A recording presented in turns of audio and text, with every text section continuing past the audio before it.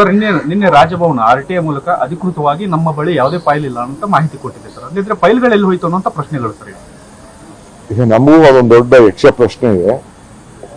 ನಾನು ಅದನ್ನ ನಾಳೆ ಎಲ್ಲ ಮಾತಾಡ್ತೀನಿ, ತಿಳ್ಕೊಳ್ತೀನಿ. ನಾವು ಕೊಟ್ಟಿದ್ದೀವಿ, ನಮ್ಮ ಹತ್ರ ಬಂದಿರೋ ಮಾಹಿತಿ, ನಿಮ್ಮಂತ ಕಚೇರಿಗಳಲ್ಲಿ ನಿಮ್ಮಂತ ಸ್ನೇಹಿತರು ಕೊಟ್ಟಂತ ಮಾಹಿತಿ ಮೇರೆಗೆ ನಾವು ಅದನ್ನ ಪ್ರಸ್ತಾವನೆ ಮಾಡಿದ್ದೇವೆ.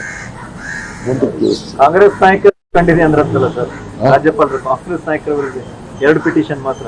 ಗೊತ್ತಿಲ್ಲ, ಯಾರೋ ಬಂದು ಅರ್ಜಿ ಕೊಡ್ತಾ ಇರ್ತಾರೆ ಅಂತ. ನಾಳೆ ನೀವು ಕೊಡ್ತಾ ಇರ್ತೀರ ಅರ್ಜಿ ನನ್ನ ಮೇಲೆ. ಇನ್ ಕೆಲವು ಲೀಡ್ಗಳು ರೆಡಿ ಆಯ್ತಾವ್ರೆ ನನ್ನ ಮೇಲೆ ಕೊಡಕ್ಕೆ, ಲಿಸ್ಟ್ ಮಾಡ್ತಾವ್ರೆ. ನನಗೂ ಗೊತ್ತಿಲ್ಲ, ಕೊಡ್ಲಿ. ಯಾರು ಸರ್ ಅವರು?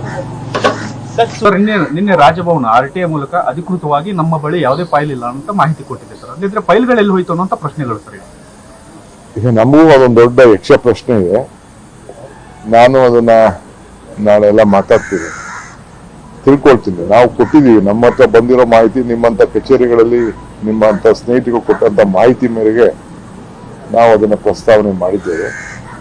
ಮುಂದಕ್ಕೆ ಕಾಂಗ್ರೆಸ್ ನಾಯಕರು ಕಂಡಿದೆ ಅಂದ್ರಲ್ಲ ಸರ್, ರಾಜ್ಯಪಾಲರು ಕಾಂಗ್ರೆಸ್ ನಾಯಕರಿಗೆ 2 ಪಿಟಿಷನ್ ಮಾತ್ರ.